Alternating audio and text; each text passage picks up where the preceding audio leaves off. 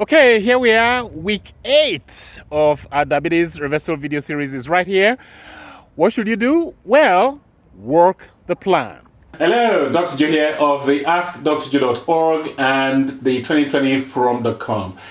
Now, we're now in week 8 and things are really getting exciting. The reason I like this very week 8 is that it constitutes the third building block of the spine of our diabetes reversal program.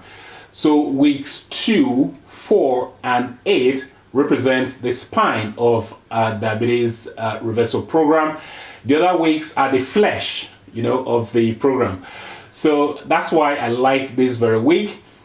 And if you watch the videos back, you will see what I mean by the spine of this very program. So we're going to get started shortly, but before we do, just a quick plug, and it's about my book. This is my book on managing high blood pressure with lifestyle approach. Links to get the book right below this very video. So, the third building block of the spine of our diabetes program, let's dive straight in. So, in week 8, what we're going to be doing is that we are going to be taking away. We're going to be taking away.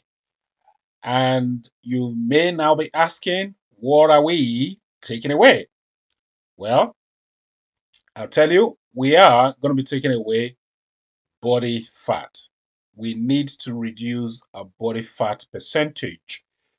That is what we are going to be taking away in this very week, body fat, as well as the stored sugar in our muscle cells and our liver cells. So we're taking away body fat, and we're also taking away the stored sugar in our muscle cells and liver cells, what we call glycogen. Those are the two things that we are going to be taking away in this very week 8. In effect, what we want to do is we want to get ourselves hungry. Okay, we want to get ourselves hungry by depleting them of fat and the stored sugar, which is the glycogen. So get yourselves hungry, and they're going to do wonderful things for us. When we succeed in doing this, it has a therapeutic effect on glucose and lipid metabolism. Because when you empty the cells of the glycogen, of course, the cell will want to replace the glycogen. So it's going to take up sugar from the blood circulation to form the glycogen. And of course, also, when you take away the body fat, then you make the cells more sensitive to actually doing that job of taking the glucose from the circulation into the cells.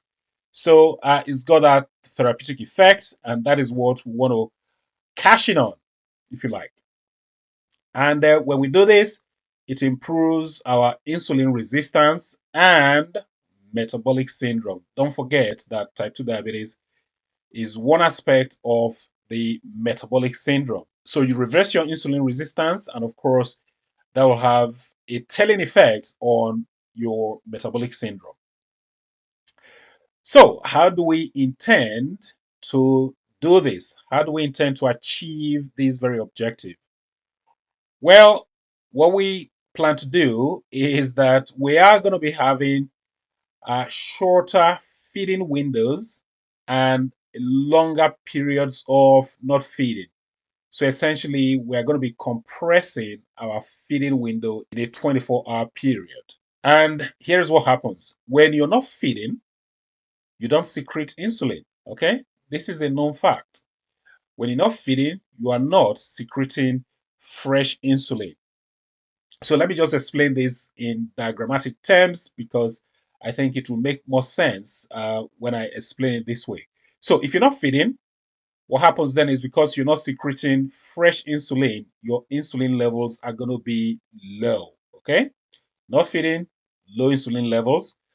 And because your insulin levels are low, you end up burning fat. You also end up burning the stored glucose, which is a glycogen that I was referring to earlier on.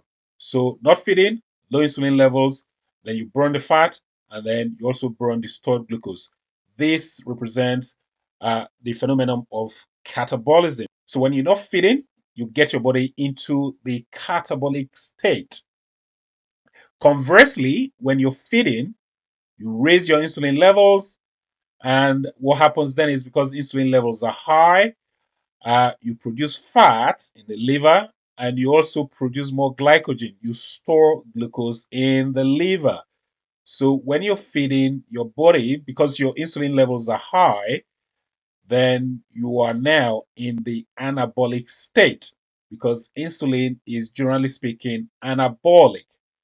So this is anabolic as opposed to when you're not feeding, where you are in a catabolic state.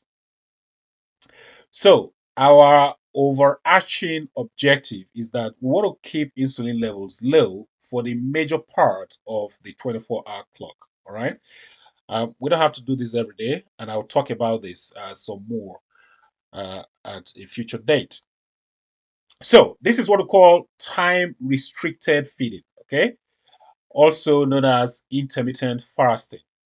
So time restricted feeding, intermittent fasting, that is what we're going to be starting off in week 8. And when you do this successfully, it means you eat less. Okay, you eat less because you can only eat so much within a short feeding window.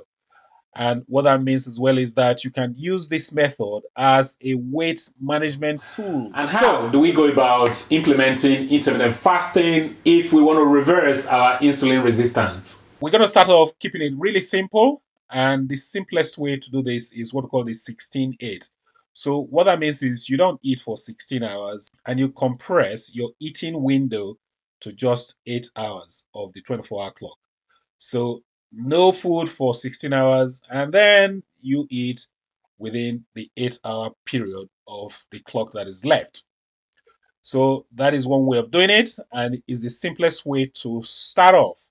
And as you are growing in confidence, you can then increase your fasting period to 18 hours of the day, and then you compress your eating window to just 6 hours of the day.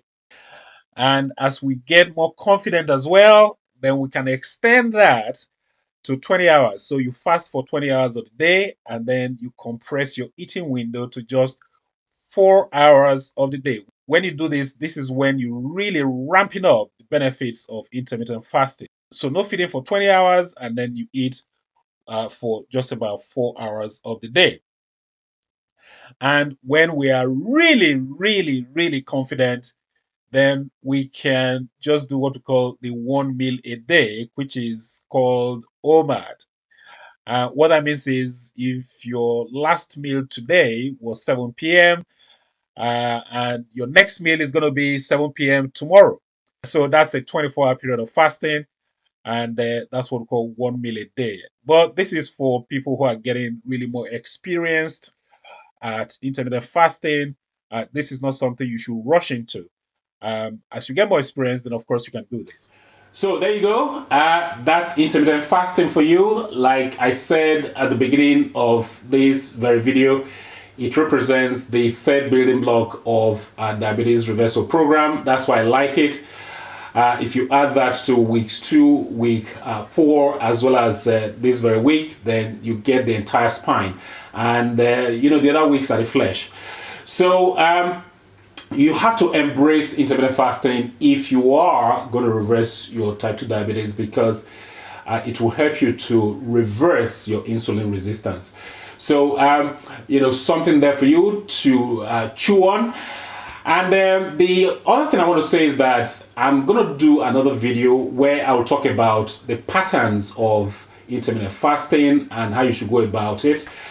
That's going to come up in a couple of weeks. The reason I didn't include the patterns in this very video is because I want to keep the videos short for time management purposes.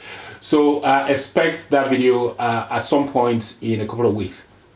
Now, the other thing I also want to say is that we're going to give the diabetes reversal program a little hiatus. We're going to give it a break for a couple of weeks so that we can talk about other things related to health.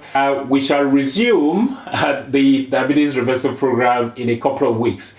So, we've got about 2 or 3 more weeks to go. So be on the lookout for that. So just a little hiatus, okay? Oh, by the way, don't forget to go to askdrg.org if you got any questions over there. You can ask, and also try not to be a freeloader when you go over there, because I do a lot for free over here. So hopefully you got some value from this very video. If you did, please give the video a thumbs up, please like the video, and also please share this video with your friends, with your family, with your colleagues. And if you've got any questions, any comments regarding this very video presentation, go ahead, leave your comments or questions down below. Guess what? I think that's about it for this very video. Until next time, well, this is Dr. Joe signing out.